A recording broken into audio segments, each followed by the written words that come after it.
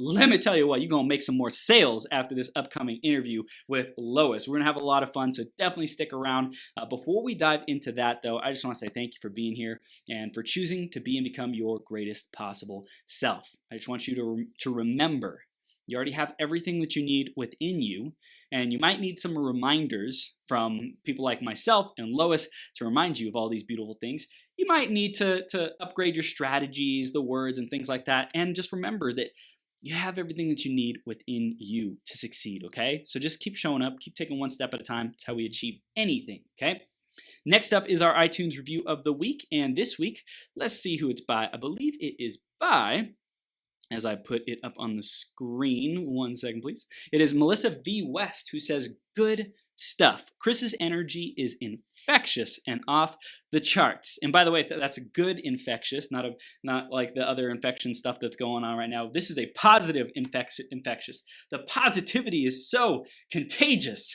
I'm just going to stop with that reference right now. So it is great stuff. It is empowering. It is good stuff. Thank you so much, Melissa. I appreciate you sharing that review with us. And if you want a chance to get shouted out on a future 12-hour live stream, go to beyourgps.com/iTunes or search greatest possible self on the Apple Podcast Store.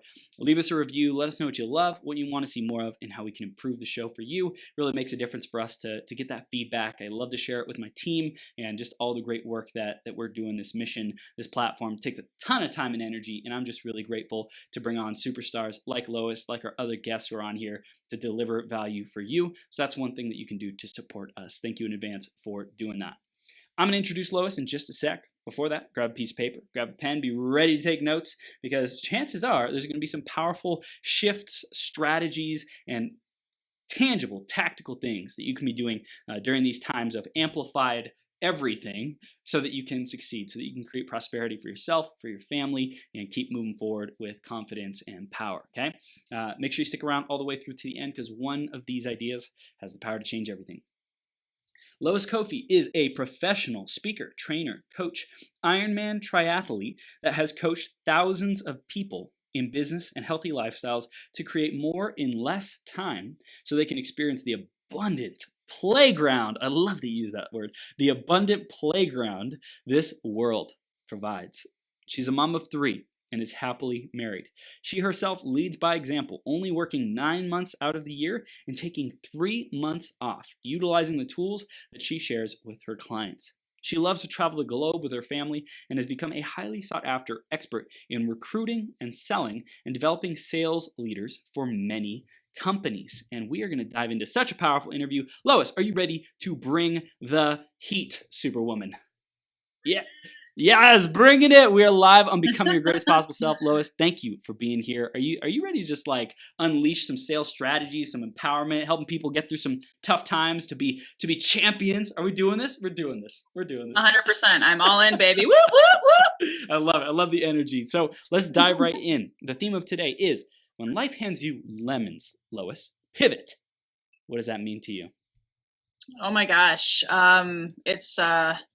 It's funny because I played sports, so when I hear pivot, I get it. I get it physically. I get it intrinsically. You know, you're shifting from going in this forward direction and going in the next direction. And I have had many personal experiences with that. So I have a lot of compassion, a lot of love, a lot of empathy for what a lot of people are going. And what I like to say, instead of going through, they're growing through. Yes. If they choose to follow your brilliant message and hopefully glean some wisdom today. So I'd love to share my story. If this is now a good time, or if you want to, you know. What is this? Is this what the airport people do? You are good to go. Well, and I appreciate it so much. It's really kind of divine timing, because if you would have reached out to me 30 days ago, I might not have shared this story as deeply and as passionately as I can today. I really believe everything happens for a reason. And I went through my own season of pandemic issues back in the Great Recession. You remember that? Yep. 2006, 2007, and 2008. It wasn't just one, not two, but 3 years that radically radically shifted my universe because I was making multiple six figures, living large. I was real estate sales trainer in an office. I had my own sales team. I had a mortgage company.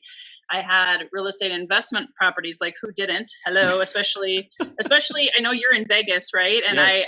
I was in Phoenix at the time, and there would be people from California, right, where I live now. Yep.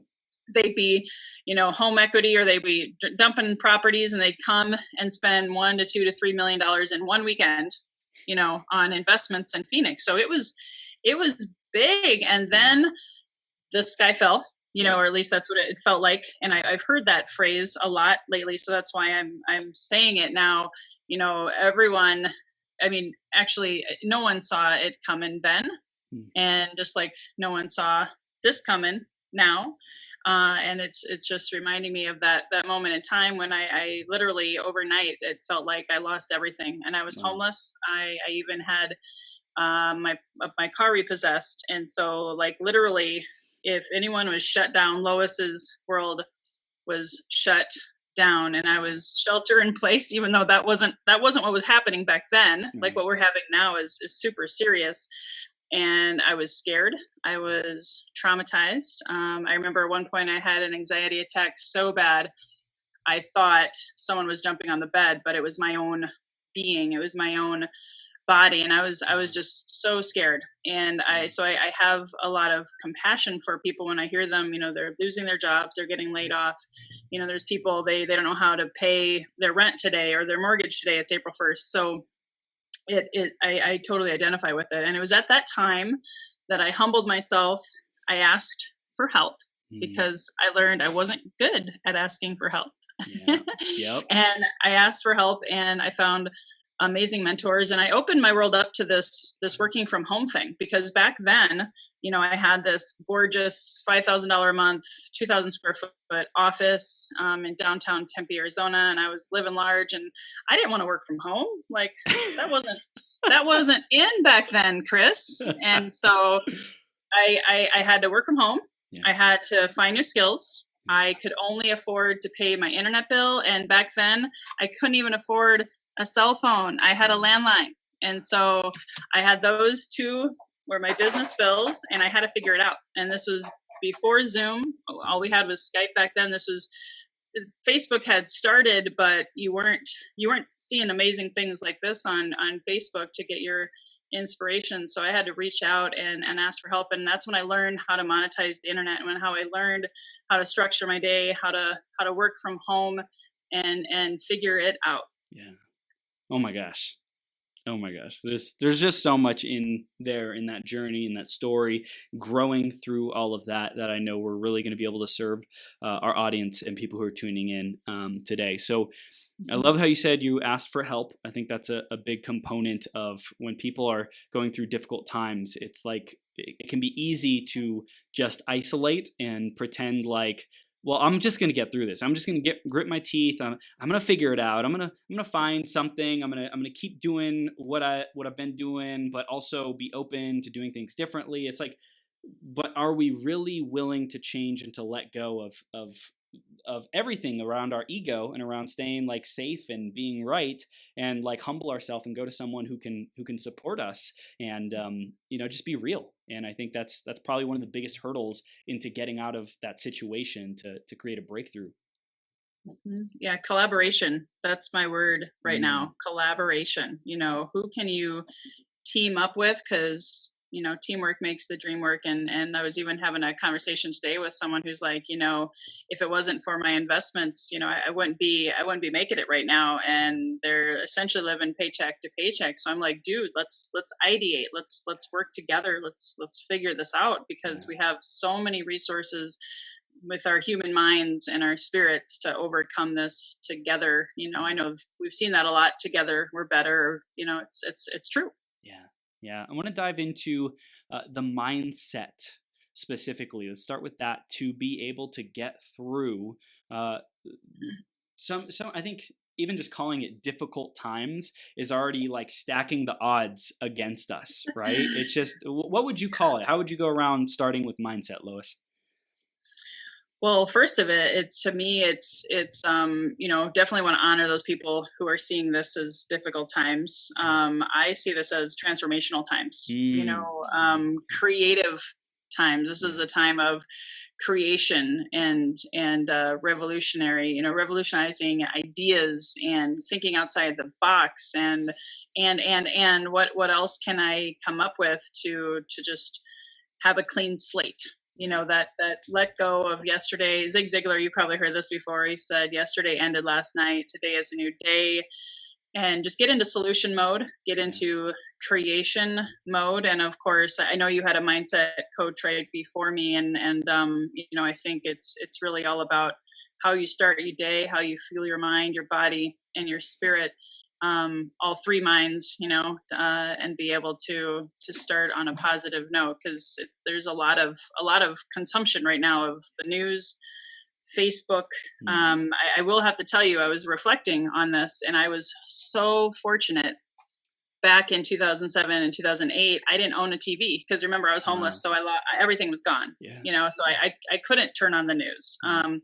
Facebook and social media weren't, just constantly like, I swear every time I hop on Facebook, there's a notification coming up with, some kind of update from one of the states that's doing something. And so you got to guard your mind and your heart too, and do what you can to be aware and just kind of tune that out and focus on like the good stuff you got going on here. Yeah, and even I've noticed well-intentioned people sending constant like videos, resources, like oh my gosh, this person's doctor who is just, I trust this person with my life said this, and I was like, okay, so like, I think we can briefly look, whatever your frequency is, you get to decide that. But for me, it's like I could look for 15 minutes once a week and be good.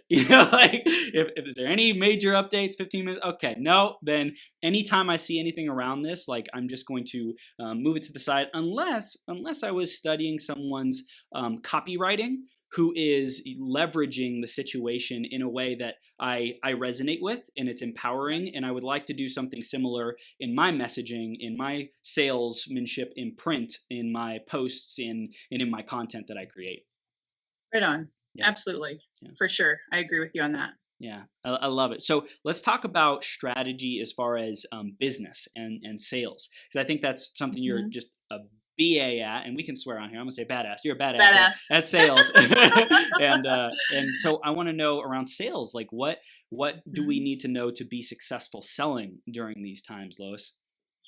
Oh, I love that question. Thank you for that. I was doing another presentation today, and really there's like two key components, and I've seen it go really, really well so far. And so I share this with you, knowing that it's worked. And when it worked for me during the recession, coming out of that and starting all over, it worked for me, since then, and it's working for me now. Just really listening and being with people is so important. And there's an acronym. I'm going to give you guys a nugget. If you're ready for this, you're going to want to write this down. There's an acronym that I learned back in the way, way, way beginning stages. I was fortunate when I got into sales and real estate. I hired a coach and I had a mentor. Yes. And I actually sat next to my mentor, and I just absorbed his knowledge and wisdom. And when we had a clipboard, I carry, I'm old school as a former running coach. Yay! Awesome. You are my soul brother. So the acronym would always be written on my piece of paper, and I share this with you guys because this is the stuff that will not only, yes, will it make you a lot of money, but it'll build you such depth and social capital. People will really know that you care about them as a person, and you listen more than you talk. Okay. And you may have heard this acronym before. I didn't write it, but I've used it ever since I was 22. It's FORM, FORM. It could also be Ford, FORD. It can go either way. And first and foremost, F stands for, how is your family? You know, how are you doing? What's going on? And specifically right here and now, that's the phrase, like, how are you? But then how is your family affected by this? Then it's the O is, how is your job affected by this? How is your work? How is your vocation? You know, how is, for a lot of people, you know, whether they love their job or not, it's putting food on the table, right? And so just really meeting them there and listening to, you know, what's going on with that. Then the R is recreation. What do they normally like to do for fun? Well, that's a bittersweet question right now. You know, it might be surfing Facebook, but you know, helping them to really connect to what's important to them, what matters to them. And then the M, you know, what's their mission? What are their, you know, it kind of goes with D is the other option. What is their dream? What do they want to see? You know, helping them focus on the end game of this, not in the crisis mode, the death, the dying, and because that's serious stuff. It's happening, right? Yeah. But just to really uplift them, and then to affirm all of those things they just said, and to just listen, hold them up, and send them some love. And I've been doing that, and it's actually helped my business grow in these past 2 weeks. It's just, like I said, it's worked in the past, the present, the now, and the future. So if you're really struggling with, how do I prospect right now? How do I make these sales calls? How do I do the deal without seeming like a sleazy car salesman, or just going after the sale? It never has to be about any of that. You know, that's my passion, is to break the stigma of the word sales. Sales is service. It's I believe it's the highest paid profession, the highest calling out there for I mean, to be honest, no matter what you're doing, you know, it's sales. And so that's my favorite focus right now, and helping people just meet them where they're at. But using that acronym helps you stay focused on, this is a real human being, a person here whose livelihood may have been impacted, and how can I help? You know, finish that conversation with, how can I serve you? How can I help you? Is there anything I can do? Is there anything that you need? And it may or may not be your service or your product, and that's okay. You know, you also got to take it away and be okay with that. And you know what? That old adage, it's a little cliche right now, but people don't care how much you know until they know how much you care. And, you know, I am still taking notes. I'm still taking notes. I have my clipboard for that reason too. Like, I want to know what's going on with their family, what's going on in their work. And I put it in my CRM. I keep information, because then I want to check in with them again in a couple weeks or 30 days later, and be as high touch as you can right now. Is a beautiful thing. It really is. You're going to probably save someone's life and not even know it, you know? Wow.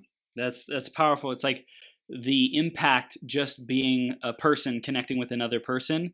We might take it for granted. We might take this simplicity of this acronym, of the process to invite people into, right? And it's not anything awkward or weird about it. It's just asking questions and caring.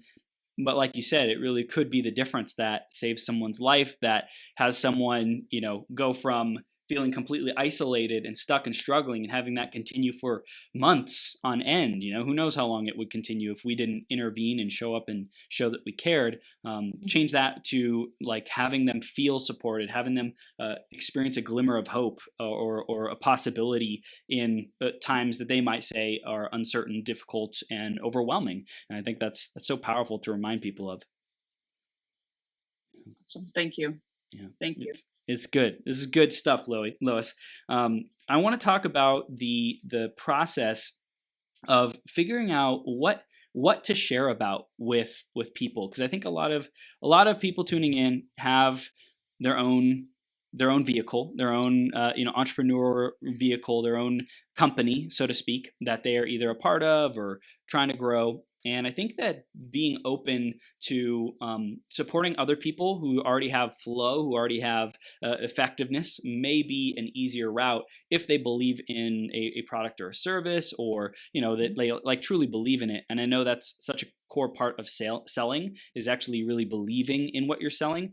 So for people to generate ideas of ways to make additional income, open up streams of revenue right now, Lois, what would you recommend around that?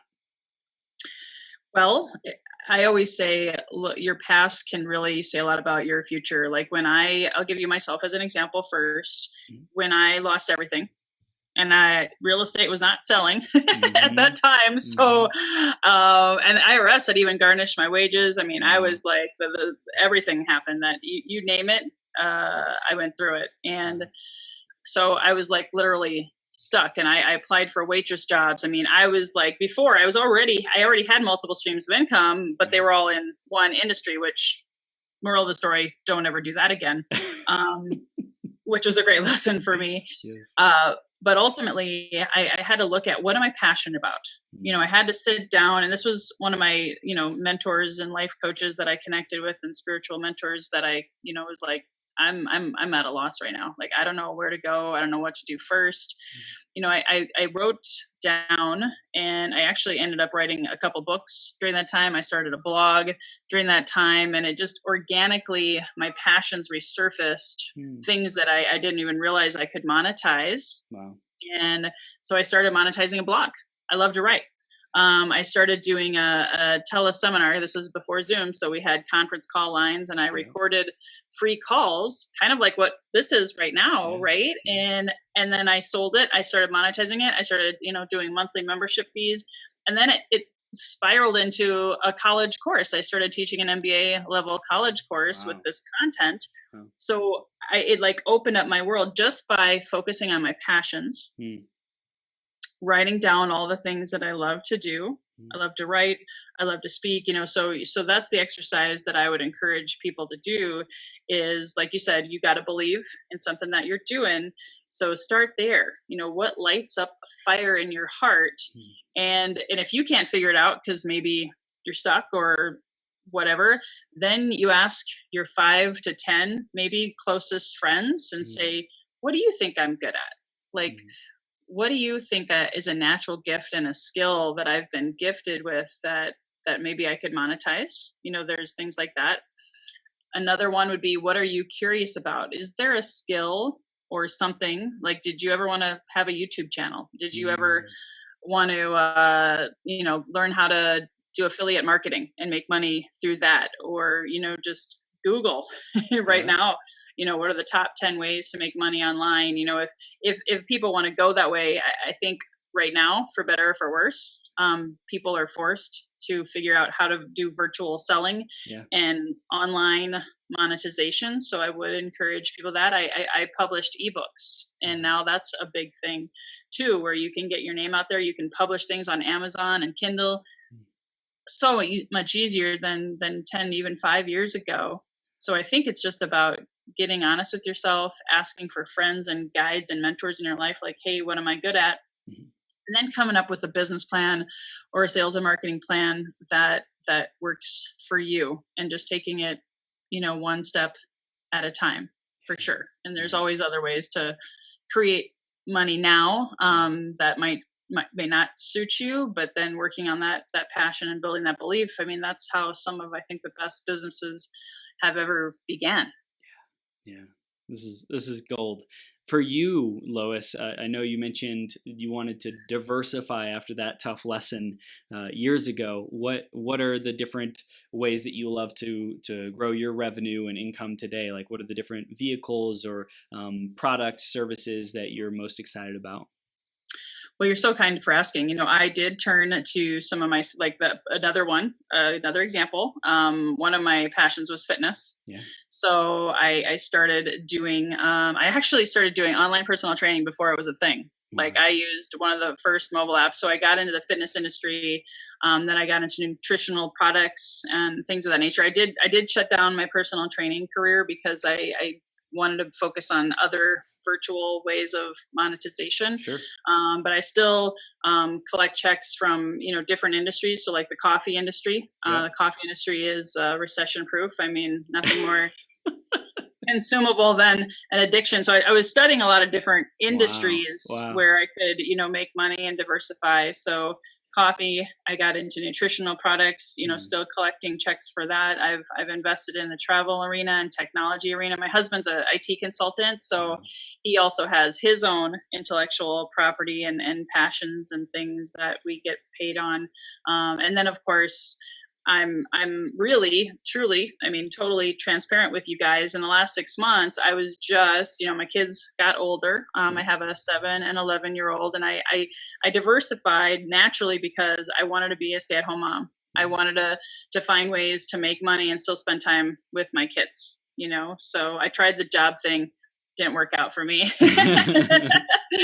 Just got to be honest. And so I wanted to have my freedom. And so that it was through different mentors and seeking people who've gone before, who've made 6 and 7 figures in a variety of industries. I also sought their counsel and said, what do you think is a good thing right now? So I also have signed up and joint ventured with a couple of speakers and other sales trainers and other coaches, and have done joint venture webinars and things like that, where we've been able to monetize skill sets and stuff, so I can create monthly residuals through that. So I've really, like I said, like right here and now, what you guys are learning, whatever your journey is right now, just don't take any of it for granted. Write down everything you're learning, because there's going to be another recession in the future, right? This happens.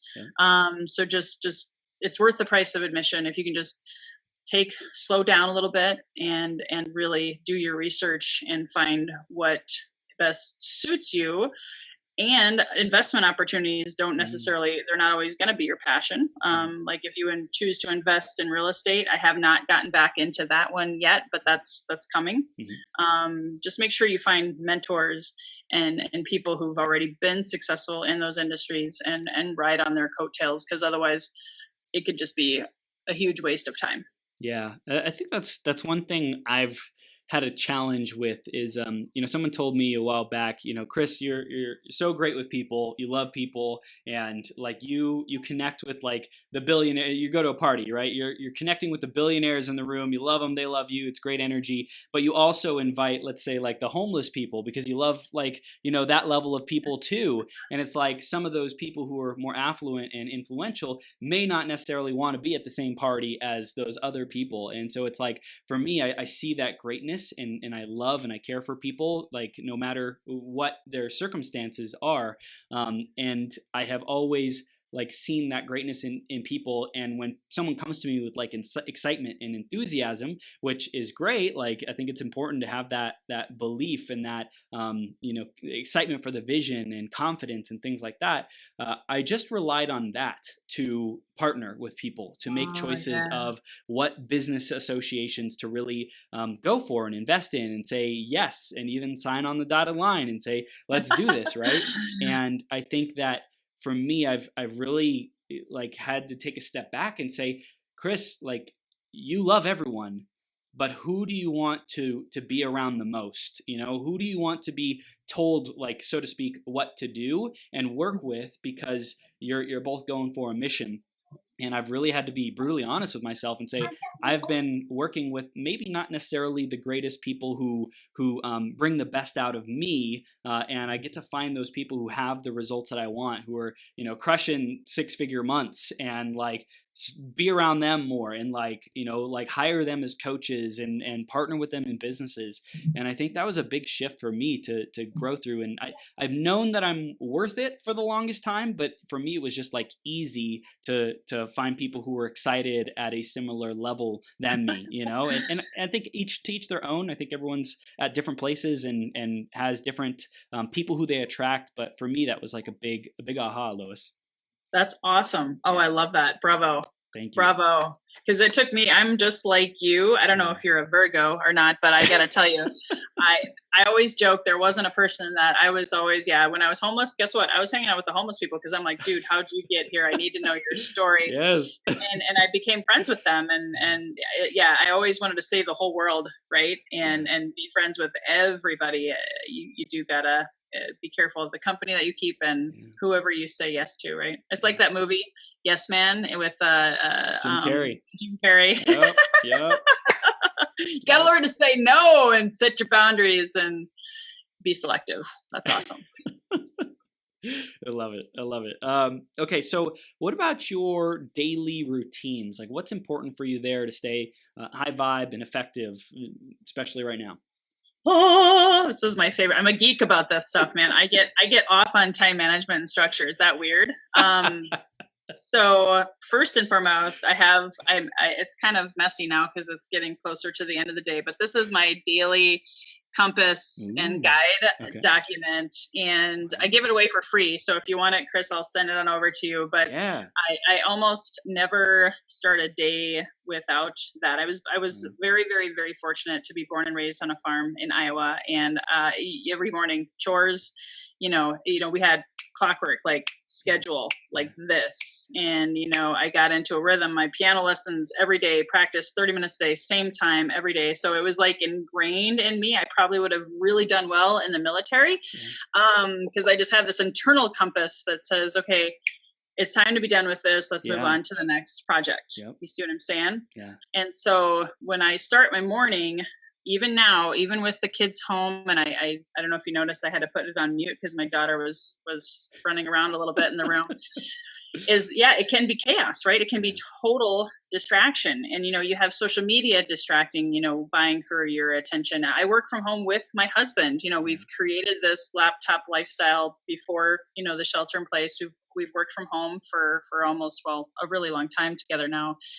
And we can distract each other, right? So when you're in working mode, I have to start my day, be very clear, write my vision out, write my mission out. What am I committed to today? And just take 14 minutes, sometimes 20, sometimes less, if I'm honest. It's not always perfect, but I had it down to a science where if I spent about 15 minutes, I can really just be focused, crystal clear. I write out my schedule for the day from morning until night.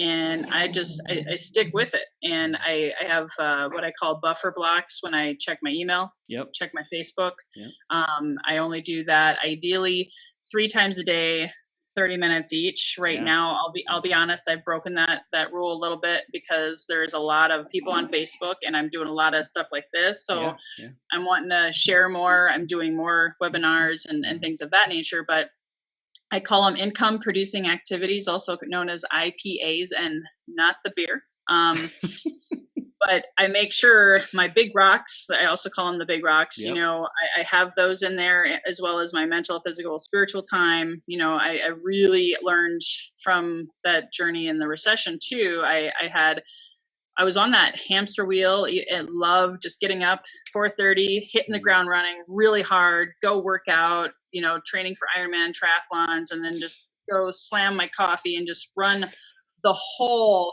freaking day and then crash. And then I did get really sick. I had a lot of health issues, digestive issues. A lot of that was, the recession and just the trauma stress, of what that did. But at the end of the day, I was like, I don't want to do that again. So I found my own version of balance and fitting in. Even just before coming on here, I did a quick 10-minute meditation because I knew I had a very full day.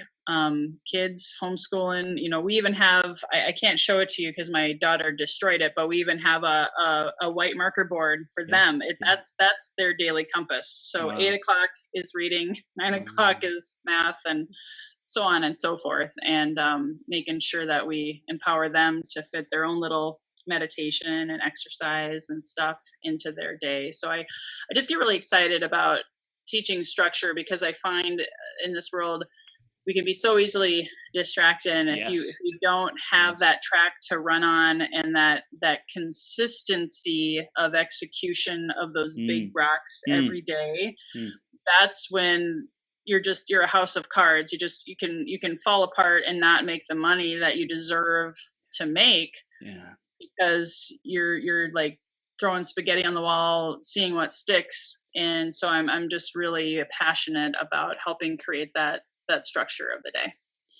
So good. And the microcosm of a day, a 24-hour period, if we are not realigning ourselves on a daily basis with what is most important, what is most important, what is most important, it can just like escape us. A day escapes us, then a couple days escape us, and then a couple weeks, and then a couple months, and who, like people can go years and feel like, wait, what did I just get done? Where did the time go over these last few years? Because they weren't just starting their day off with like, hey, what's most important? And even like, I would say the bigger work is where do I want to be in 3 years, 5 years, 10 years? What do I want my legacy to be? What's my purpose? That kind of stuff. But just the daily action of reorienting with that is so crucial.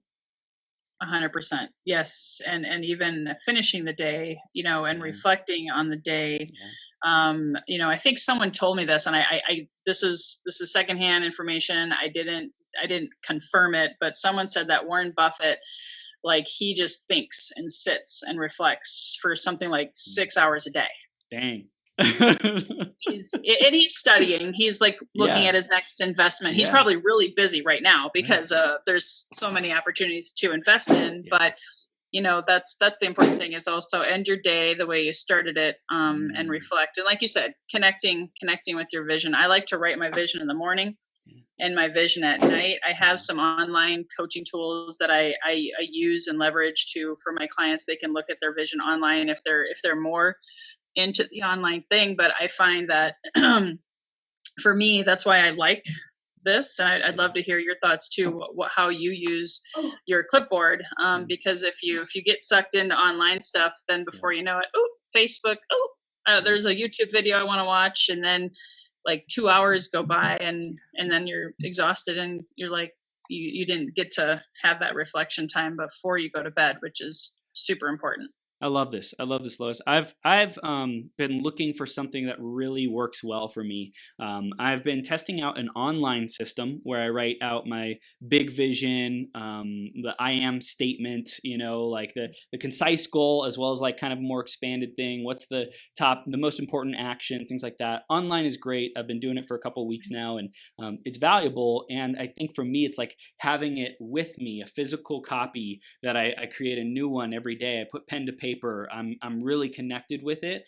Is I think would be more effective because it's more visible. I can close this application, the website that I submit the info to every day, but I can't necessarily like just get rid of this piece of paper. It doesn't just disappear. Like, it'll be there, and so I get to keep reorienting myself to that and remind myself of that throughout the day. So I think that I really am excited to see your compass, your time compass, and see what's on that, because I think it's powerful. A lot of people need that guide of what's most important at the beginning. What did we learn at the end of the day? I think journals. There's a lot of journals out there that do that. And I think a fresh sheet for me is good, because I don't necessarily need an entire journal. I just need one sheet to keep with the clipboard. And then also I'd take a bunch of notes on the clipboard on just blank white paper. So it's like, I think that would work the best.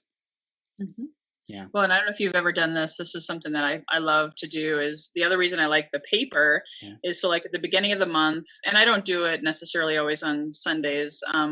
But like I'll print out 30, like today is April 1st. Yeah. I love that it's April 1st. Yes. So, and you haven't pulled a fool's joke on me. So this is good. So I like to print out actually the night before, reflect on March. March is over. Yep. And look at all of my daily compasses from the whole month. And I have like a file folder that you look at the wins, you celebrate those, and then you look at where maybe things didn't quite, because at the end of my daily compass, it says what worked today, what didn't work, and what got in your way, or what distracted you today. Do less of that, so just being able to reflect on that month and then dust it off, dust my feet off, and start over with a clean slate. And so that's one other tip that I give to folks too, is part of that. If you're into month end goals, or if you're into setting new goals for, we're starting a new quarter today. I mean, if you, again, getting into quarterly goals and things of that nature, those are other tips that I like to share with people. Have you ever read the book, The 12-Week Year? Yes, I have. Okay, cool. Yeah. Okay.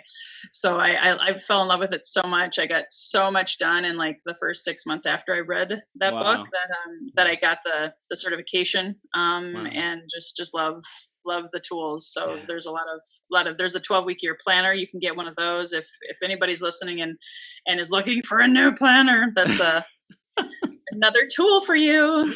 It's so funny. I got the book 12-week year, and I have been looking for it for like 9 months. I'm like, where the heck is? I've looked around my house, looked at my friend's house. I thought I left it there, so I think I might need to order a new copy because I've been like asked myself probably 5 or 6 times over the last 9 months, where is this book? And I go look for it and like my stack of books, and I just can't find it. So I think I just need a new copy.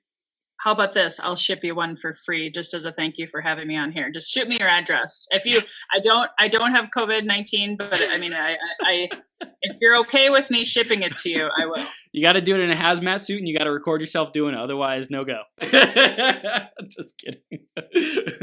I appreciate it. Thank you, Lois. I appreciate that. I wanted to ask about Ironman and triathlons and these crazy endurance races that you do that I'm super inspired by, and I would love to do one day. It's that one day, someday. It's not, there's no definition to it. There's no defining of like when and how and deadline and stuff. But tell me more about that. What got you into it, and what has been some of your experience around it? Oh, well, thank you. That's so awesome. I didn't publish any more books, but I did write a book after I did my during that recession period when I was just trying to collect my thoughts, and I turned to writing, which is one of my passions. And I wrote a book about my life's journey. It was a memoir from the day I was born until the completion of my first Ironman. So it was a very transformational experience. It taught me the value of coaching. It taught me the value of teamwork. And it just taught me the value of working hard and going after a dream and seeing it come to fruition. So it really built up a lot of good skills and disciplines in me too for my business. So I do share that there's a lot of parallels to sports like that, and then your own business, just the time management and doing your best. So it really, I think, also helped my career in a big way. But the reason I got into it was I was an athlete in high school and college. I hated running with a passion. I would have rather given someone my kidney than go for a 2-mile run in high school. But I played college basketball, and the coach gave us this. I guess it was not a request; it was a requirement. If we wanted to be on the team, we had to get into good conditioning. Oh, yeah. And he sent us a training schedule, and I was like, oh my gosh, this is disgusting. Do I really have to run 2 miles a day? And then by the time the season started, we had to be able to do 3 miles a day. And something about it, I because I was so coachable and I was afraid that the coach would yell at me and make me run more, I did it. And I followed his plan. And I think because I'm an adrenaline junkie, and I played basketball, and so I was an athlete, right? I got that adrenaline, that runner's high. Yep. I didn't think it was possible, but it happened to me. Wow. And then I got into competing at a high level. I started doing 5Ks and 5-mile races because a buddy of mine in college was doing them, and he's like, hey, Lois, you should come do this. And I'm like, okay, sure, why not? And so peer pressure, or whatever you want to call it, I got addicted. I mean, it became an addiction, and I started to do half marathons. And then one of my dearest best friends died of leukemia when we were 20. And it was a turning point for me, for sure, because I never had lost anyone like that. That was just so close. And I don't know, again, call it divine fate, destiny. I got a postcard in the mail. Hey, come train for the Leukemia and Lymphoma Society. Do a marathon. We'll pay for everything. All you have to do is raise a bunch of money for this cause. And I'm like, oh my gosh, this is perfect. And so I started doing that. I qualified for the Boston Marathon and started running with a bunch of just elite runners, got into a racing team and found this thing called triathlon. And sure enough, I started having some running injuries because I was pretty obsessive about it and wasn't stretching enough. I wasn't doing yoga, all the things that, you learn later in life. And I started cross training and cycling and spin classes. And I worked at a gym at the time as well. And was a running coach, and just saw a lot of people as they got older, they gravitated more towards the triathlon. And one of my dearest friends actually said that he had done Kona, the Ironman in Kona in Hawaii. And I was just so inspired and just so blown away. And I said, someday I'm going to do an Ironman. And when I lived in Phoenix, just so happened that they had one in my own backyard, the inaugural Arizona Ironman. And Wow. I said, I'm all in. And so it's a lot longer story, but the crux of the matter was, it was just always about achieving more and being and becoming my best, and really just challenge my mind and my body and my spirit. And so it was a blast. It was a blast. For someone like myself who wants to get involved in sports, I'm concerned about like the health of my joints and body. I want to like have optimal body function for the rest of my freaking life. So what would you recommend as far as like the path, next steps, milestones to take in that, Lois? Oh, I love that. Thank you. Because there's a reason I'm not a running coach anymore, because I coach thousands and thousands of runners, and I saw a lot of people get injured. And my father, he, bless his heart, he died 2 years ago, and he had, I think 7 knee replacement surgeries. Wow. And it was because of the way his body mechanics were. And I inherited some of those. And so I started seeing my body break down. So I learned a ton. So I'm so glad you asked that question, because running is kind of trendy, or racing is very different now than it was back in my day, when I started out. And, you definitely have got to incorporate some strength training or core training or yoga. Yep. That's like, yep. Not optional. Like, check. I'm a check on that one. Okay, good. Perfect. And then less is more. Okay. I found for me the best formula was, maybe only running 3 days a week. Very, very specific workouts though. So if you need a coach or someone, I can try to find someone for you, but sure. But definitely not running just to run, but finding, a good balance, 3 types of runs that you do during the week. But then also on the other days, you're doing your yoga, you're doing your core work, you're doing your strength training in addition to. That's a very, very, very much more balanced approach than when I started, for sure. And just listening to your body, and you probably know this, fuel, nutrition. I was a garbage can runner. Like, I was like, oh, I'm going to go for a run. Used to be. And then how much ice cream and pizza and beer can I consume, right? So that also caused some of my injuries, if I go back and if I'm honest. So definitely those are the yin and the yang of making sure that, and cross training. I mean, if you wanted to do a triathlon, actually, I saw less people getting injured just going into the triathlon realm versus just the running realm. Again, because you're using different muscle groups. So even if you didn't do a triathlon, just, focus on the running and the other stuff that I said, but maybe throw in a cross training swim once a week or a spin class once a week. That would be muy importante. Love it. I love it. Do you speak Spanish like fluently?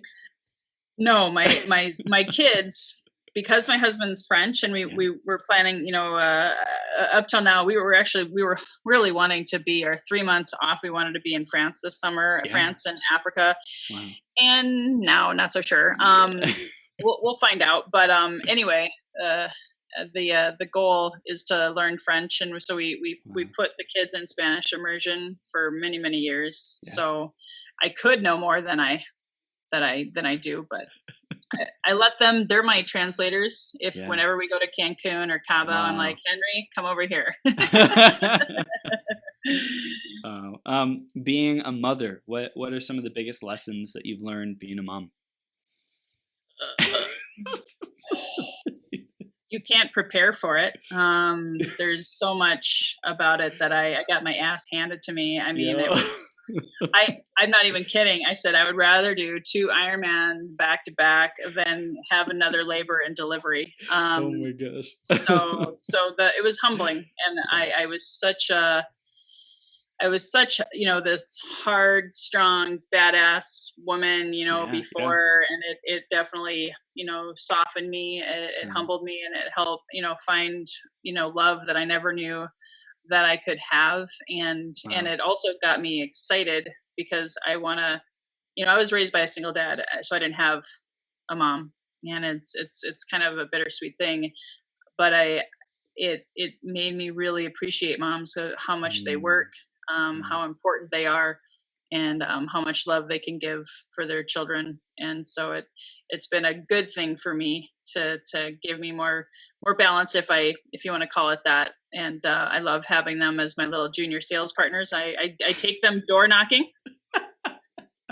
I teach them sales. They've sold some coffee. We've gone door to door. You know, they've written books. They've done pictures. They're so cute. They're always trying to outbid each other and how much they're going to make and selling their works of art. So just wanting them to be little entrepreneurs. I think that's so awesome. That's one of my best legacies that I can leave, is these little budding entrepreneurs that are going to be so much far ahead of the game than I was. You know, it's a gift for sure.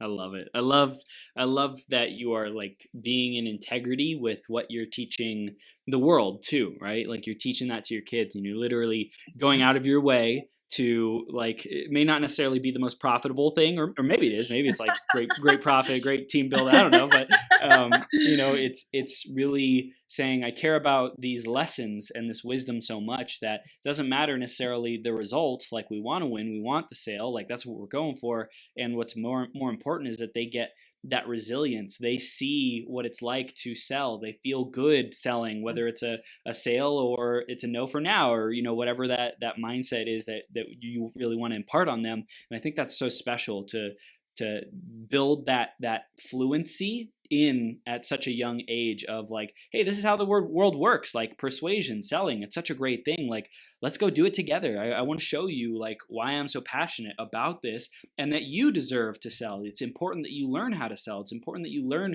how to share a vision and invite someone to be a part of that, enroll someone to take action, because that's like a skill that will serve people for the rest of your kids for the rest of their freaking lives. Oh yeah. If they're going to college, we're not paying. We're giving them the skills right now. If they're not making six figures by the time they can make that decision, we haven't done our job right. So Wow. So I want to hear about that. Like how, because I think some people feel like it takes a really long time to succeed in business. And I love that you said, you know, if they're not making six figures by the time that happens, then, you know, like what were we teaching them? But I know you have the intention and the integrity and the ability to teach them that. What do you feel is important for people to know about accelerating their sales effectiveness and doing it faster? Oh, wow. That's a great question. You always still have to remember Rome wasn't built in a day, and for any true business to be built to last, there's another good book for you, and another book, Good to Great. You really gotta, you know, study your craft and be committed, you know, day after day, week after week. Hiring coaches, having mentors simultaneously is not optional to accelerate, to get to the next level. And asking for help, which I mentioned, you know, earlier, even not just from your coaches and mentors, but, you know, have a mastermind group, you know, get into a mastermind group. Gosh, man, I wish I would have done that earlier, in my, you know, in my 20s, and really dove into that. You know, don't reinvent the wheel, you know, find the systems. That's again, kind of goes back to the coaches and mentors, but, just really be coachable, and stay in the game, and keep working on that personal development. Always be curious, always stay in curiosity, and look to improve. That's why I love tools like the Daily Compass, or, you know, good books like the 12-Week Year, because that studying those things is really, really important. And that all of those things combined, that would be like my Koffi sales formula. You know, in these times too, you got to have a good lead generation plan and consistency with that kind of stuff as well. Just going back to the sales conversation, that was a lot. So I think I over answered your question. It was great. I love all the different ideas, because there's potentially, weaknesses at a lot of different points, a lot of different fronts of our business, of our life, of our mindset, of strategy, systems. Like, there's a lot that goes into building a successful business, I think. And I think it's better if it's simple, and oftentimes we can be juggling a lot. There's a lot of different facets of it to be successful, or at least to grapple with, and to say, this is either important and I want to focus on this, or it's not important. Like, I can delegate it, I can give it to someone else. And even that takes systems, that takes time and energy to learn how to delegate and be a great leader too. Mm-hmm. Yep, absolutely. Yeah. So good. Lois, this has been a blast. Let's wrap it up. If there's any final takeaways you want to share with our audience, and actions that they can take, just main message you want to drive home, and then please share how they can stay connected with you and what they can do next. Awesome. Well, I'm always going to go back to my favorite quote is so needed right now is, discipline your disappointments, because right now there's a lot of disappointing things happening, and yet never give up. Discipline your disappointments, reflect every day. One of my mentors always said, you want to win the day. If you can't win the day, win the week. If you can't win the week, win the month. And you want to be always net positive in your mindset, but in just your results. Yeah. And so finding ways to create that mindset right now is so important. I can't even begin to tell you. And just realizing that, again, finishing the same way I started is when in doubt, reach out, ask for help. We can all try to be Lone Rangers and muscle through, white knuckle anything. It's not going to serve you long term, and I am working on some ebooks right now. I do have some free tools for systems and lead generation and sales at my websites. I also always offer up, I have some free virtual online coaching. I do free coaching one-on-one sessions. So my two websites, do you want me to just tell them right now? Yeah, or do you feel free to share them. I'm going to type them in the comments as well. Perfect. So www.loiskoffi, that's LOISKOFFI.com. And then my most exciting and newest one, because this actually has my schedule every week for the free webinars that I'm doing, and then also has the free ebooks and free access to other tools. And I'm updating it weekly. So you want to come back over and over again to check out what's new with Lois. But it's www.increasedsalesresults.com. And that's, I don't think I need to spell that, but if you need me to, I will. Increased sales results. It's all about increase right now. I really want people to think about where and how can you create increase in your life. It's not just about sales, because like you talked about, if you're not a finely tuned vessel of a being right now, maybe this is a time for people to focus on their health. Whatever that means for them. I want them to have increase here in 2020 and never give up. Yeah. I love it. Lois, you are a powerhouse. Thank you so much for coming on today and sharing about your journey in fitness, in sales, entrepreneurship, hitting a rock bottom and bouncing back, and especially during these times, having the wisdom to share so that people can really learn from that. I think especially learning from people who have been through tough times, and what do you have to say, and bounce back, right? Because it's a difference if someone's been through hard times and they're still struggling, and you're kicking butt, taking names, and serving lots of people. And I think those are the people that we really get to listen to. It's like, who do we listen to? It's an important question to ask ourselves. As I was mentioning before, like, do I want a partner who's just excited but not necessarily has any experience and wisdom in the industry, or do I want to partner up and get mentoring and coaching from someone who's been where I want to go? Awesome. Absolutely. 100%. Well, I appreciate you. You're a rock star. Thank you for this opportunity. Thanks again to Shanna. Shout out to Shanna. She introduced us. So I always want to give people credit where credit's due. Yeah. Love you, Shanna. Thank you, Lois. Have an amazing rest of your day. Okay. Thank you. Take care. Be well. Bye-bye.